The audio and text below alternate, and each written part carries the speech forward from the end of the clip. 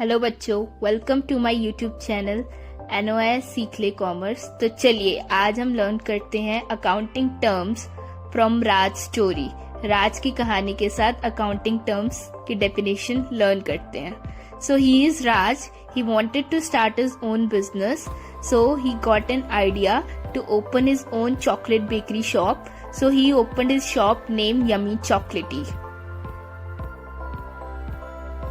First accounting term is capital. So Raj required money, for example, for rupees 5 lakh to start a business, to buy raw material, shop space. So 5 lakh is the amount invested by the Raj and it is called capital. So Raj को 5 lakh rupees की requirement है to bye raw materials. जैसे chocolates बनाने के लिए raw material की requirement होती है, शॉप के स्पेस के लिए। So this is the amount invested by the Raj. So Raj ने ये 5 लाख रुपीस अपने बिजनेस में इन्वेस्ट किए हैं and it is called capital. So what is capital? Capital is the amount invested by the owners in the business is called capital, and it is also called as owner's equity. So this is the definition of capital. So next accounting term is drawings. So now Raj gifted 20 chocolates of rupees 2000 to his brother and he withdraws rupees 10,000 from Yummy Chocolates for his personal purpose. So राज ने अब 20 chocolates अपने brother को gift करी और business में से अपने business yummy चॉकलेटी में से 10,000 रुपीज उसने अपने पर्सनल पर्पज के लिए यूज किया। So in this case total drawings are 10,000 plus 2,000 is equal to 12,000। So 12,000 क्या हुआ? ये राज ने अपने पर्सनल पर्पज के लिए यूज किया। So total amount of drawings is 12,000 rupees. So drawings is a amount of cash or goods drawn by the proprietor from the business for his personal or domestic use.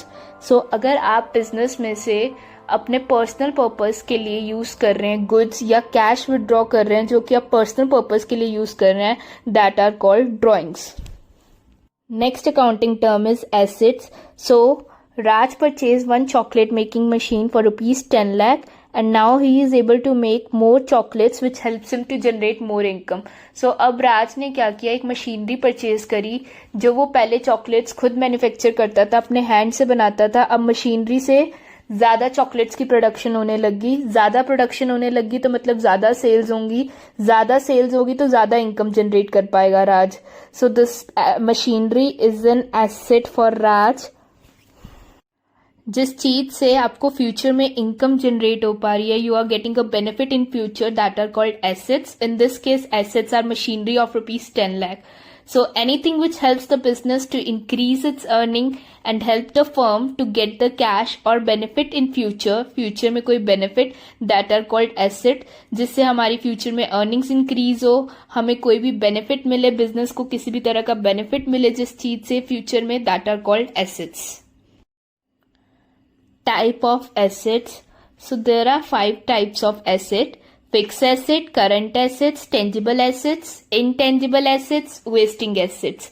So these are all the 5 types of assets. So now we will learn different types of assets. So first one is fixed asset. Fixed asset, the assets which are acquired not for resale but with the purpose to increase the earning capacity of the business. For example, land and building, plant and machinery, computer, vehicles. So fixed assets वो वाले assets है जो हमने acquire किए, मतलब हमने लिए हैं, कंपनी ने लिए हैं, किस पर्पज से? अपनी फ्यूचर अर्निंग्स को इंक्रीज करने के लिए, अपने फ्यूचर इनकम इंक्रीज करने के लिए जो एसेट्स एक्वायर किए कंपनी ने, that are called fix asset. Examples are land and building, plant and machinery, computer, vehicles, etcetera. Next one are current assets. Current assets are those assets which are converted into cash within a short period of time, say 1 year. So current assets मतलब जो assets थे जिसको हमने cash में convert कर दिया है 1 साल के अंदर अंदर, that are called current assets. Like for example cash in hand, bill receivable, debtor, stock. So for example stock है, stock क्या है कि जो goods हैं हमारे sell नहीं हुए हैं तो हम क्या करेंगे, उनको सेल कर देंगे। जब सेल कर देंगे तो हमारे पास कैश आ जाएगा, गुड्स चले जाएंगे, स्टॉक चला जाएगा। डेटर्स है, डेटर्स मीन्स जिनसे हमने पैसे लेने हैं, तो डेटर्स का क्या मीनिंग होगा कि अब हम उनसे पैसे ले लेंगे और फिर हमारे पास उसका कैश आ जाएगा. So that is also they are converted into cash. So current assets which are converted into cash within a period of 1 year. Third, tangible assets. Tangible assets are those which can be seen and touched and have physical existence. जिनको हम देख सकते हैं, touch कर सकते हैं और उनकी फिजिकल एग्जिस्टेंस है, वो फिजिकली एग्जिस्ट करते हैं. Example building, machinery, furniture, computers. Intangible, opposite of tangible, which cannot be seen and cannot be touch, और इनकी कोई फिजिकल एग्जिस्टेंस नहीं है, ना इनको देख सकते हैं ना इनको टच कर सकते हैं. For example goodwill, trademark, patents. Goodwill basically होता है एक ब्रांड, एक रेपुटेशन की ये कंपनी के प्रोडक्ट्स अच्छे हैं, इट मीन्स ये उनकी अच्छी गुडविल है मार्केट में. Last one is wasting asset. Wasting assets are those assets which are natural resources extracted and consumed as a raw material or otherwise. जो natural resources हम extract करते हैं, that are called wasting asset. Example mines, quarries, oil wells, etc. So these are all the 5 type of assets. Next accounting term is liabilities. So, liabilities are the obligations or debt payable by the business unit in future. So, liabilities क्या है? अगर business ने कुछ भी किसी से credit में लिया है या किसी से मनी बोरो करी है, सो ये बिजनेस की रिस्पॉन्सिबिलिटी है, उनकी ड्यूटी है कि वो चीज उनको फ्यूचर पे जिससे भी लिया है क्रेडिट पे उनको रिटर्न करना. So these are the obligation. और डेट, डेट मीन्स अगर आपकी बोरोविंग्स है आपको वो फ्यूचर में पे करनी है. For example Raj borrows ₹10 lakh from bank to expand his business. So ₹10 lakh is a liability which is to be paid by the business. अब राज ने अगर 10 lakh रुपीज बोरो किए हैं, बैंक से लोन लिया है, तो अब ये 10 lakh क्या लायबिलिटी है? किसकी लायबिलिटी है? बिजनेस की. वो बिजनेस को रिटर्न करनी है बैंक को फ्यूचर में. ये 10 lakh रुपीज क्या हुआ? फ्यूचर में बिजनेस को रिटर्न करना है. So these are called the liabilities. Next topic is type of liabilities. There are 2 type of liabilities. First one is internal liabilities and second one is external liability. So there are 2 type of liabilities. Internal liabilities.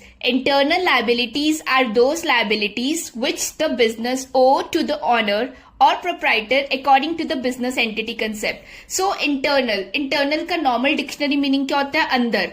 So internal liabilities क्या है? जो business ओ करता है अंदर के लोगों को. अंदर के लोगों को मतलब जिसको बिजनेस बिलोंग करते हैं, लाइक फॉर एग्जांपल ऑनर्स और प्रोप्राइटर्स, क्योंकि इन्हीं की कंपनी है, इन्हीं का सारा बिजनेस है.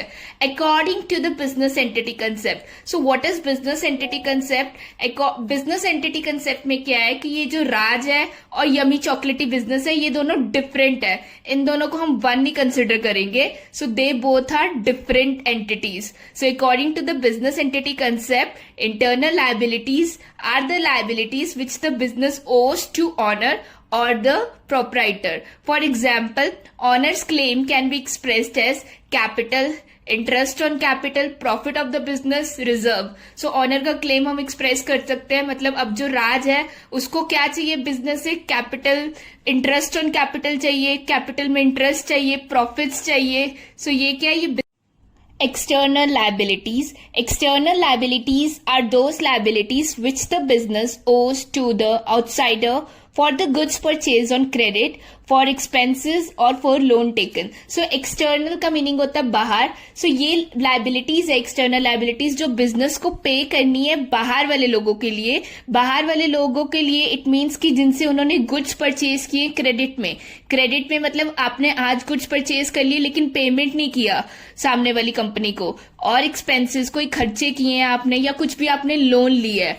For example creditors for the goods. Creditors for the goods like sundry creditors, bills payable. So these are called external liabilities. Sundry creditors जिससे आपने goods credit में purchase किए but you haven't done the payment. So these are called sundry creditors. Next है creditors for expenses. Expenses like yet to be paid, like outstanding salary, wages, rent. तो ये outstanding क्या होता है कि ये एक्सपेंसेस आपके ड्यू हो चुके हैं. जैसे एम्प्लॉयज की सैलरी 1 को ड्यू हो गई है लेकिन उनको मिली नहीं है, उनको मिली है बाद में 5 को या 10 को. So these are called outstanding salary, की जो चीज ड्यू हो चुकी है बट उनको मिली नहीं है, मतलब हमने अभी उनको पे नहीं की है, not yet paid. Next is creditors for loan. So creditors for loan मतलब अगर आपने कोई लोन लिया है बैंक से या किसी और से, सो दैट आर कॉल्ड कि creditors for loan, bank overdraft facility, partners loan, loan taken from others, outsiders. So these are called creditors for loans and are called external liability. Next accounting term is revenue. Revenue refers to inflow of money or other assets that results from the sale of goods or services. It includes only total sales. So revenue क्या include करता है? Revenue include करता है कि आपके business में जो भी मनी आ रही है, इनफ्लो ऑफ मनी आ रही है, वो सेल से आ रही है। मतलब जिस चीज का आप बिजनेस कर रहे हो उसके गुड्स और सर्विसेज सेल करके जो भी पैसे आ रहे हैं, that are called revenue, that is called revenue. So revenue includes only the total sales. For example, Raj sold chocolate for ₹10,000. So revenue from yummy chocolate is 10,000. अब राज ने अगर चॉकलेट सेल की है 10,000 की, तो रेवेन्यू क्या है यम्मी चॉकलेट के लिए? 10,000 है. And total sales and revenue should not be confuse with income. मतलब जो टोटल रेवेन्यू है उसको हम इनकम नहीं बोल सकते, बिकॉज इस सेल्स में हमारे एक्सपेंसेस जो है, चॉकलेट को बनाने के एक्सपेंसेस है और राज को सैलरी देनी पड़ी होगी एम्प्लॉयज को, वो सब चीजें इंक्लूडेड नहीं है. सो that is why it is not called income, it is just called total revenue. Next accounting term is expenses. Cost in making and selling goods. It is the amount spent in order to produce and sell the goods and services to earn the revenue. So आप जो भी cost incur कर रहा है business goods को बनाने में या उनको सेल करने के लिए, and main motive is to earn the revenue. So that are called expenses. उस कॉस्ट को हम क्या बोलते हैं? Expenses. For example, cost of raw material, carriage, wages, insurance premium, rent, paid for office etcetera are called expenses. मतलब जो cost है raw material की या कैरेज, वेजेस, मतलब ये सब कॉस्ट हम इनकर कर रहे हैं in order to earn the revenue. Okay, and then there is an example. In order to make chocolates, Raj purchased raw material like cocoa powder for ₹10,000, and then he do the advertisement to increase the sale for ₹5,000, and he paid wages to his employees. So these are the total expenses, which means 18,000, 10 plus 5 plus 3. So Raj ने क्या किया? Cocoa powder purchase किया chocolate बनाने के लिए 10,000 का. उसने advertisement करी अपनी इसको सेल्स को इंक्रीज करने के लिए, अपने एम्प्लॉयज को वेजेस पे किए. सो ये सारे खर्चे किए गए हैं टू अर्न द रेवेन्यू, अपनी सेल्स को करने के लिए. और ये सारे खर्चे कौन से हैं? कॉस्ट इन मेकिंग, उसको बनाने के लिए, एंड सेल करने के लिए. So that are called expenses. Next accounting term is expenditure. Expenditure is generally the amount spent for the purchase of assets. It increase the profit earning capacity of the business. So expenditure क्या है कि जो हम amount spend कर रहा है business assets को purchase करने के लिए. आप assets purchase कर रहे हो और ये क्या करता है? हमारी future में profit earning capacity business की increase करता है, जिससे हमारा profit increase होता है जिस assets को purchase करने से. that is called expenditure. उसको हम क्या बोलेंगे? expenditure. For example, furniture purchase, machinery purchase. So these assets will increase the earning capacity.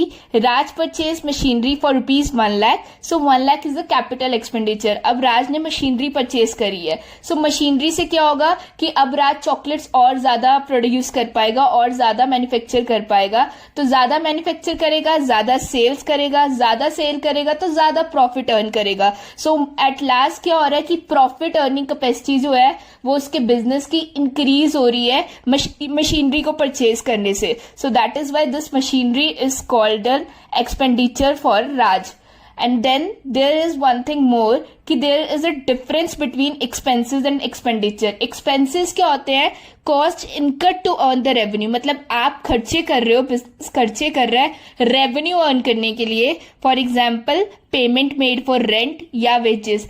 Expenditure है, expenditure it means cost incurred to increase the earning capacity. आप cost incurred कर रहे हो अपनी फ्यूचर की अर्निंग कैपेसिटी को increase करने के लिए. For example, furniture machinery purchased.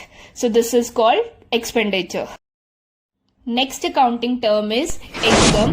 So Income is the difference between revenue and expenses. Income and revenue are different. Income is equal to revenue minus expenses. So income क्या है कि जो आपका revenue है, revenue means आपकी जो total sales है, and expenses मतलब जो आपने खर्चे कर रहे हैं रेवेन्यू अर्न करने के लिए, उसका जो डिफरेंस है दैट इज कॉल्ड इनकम.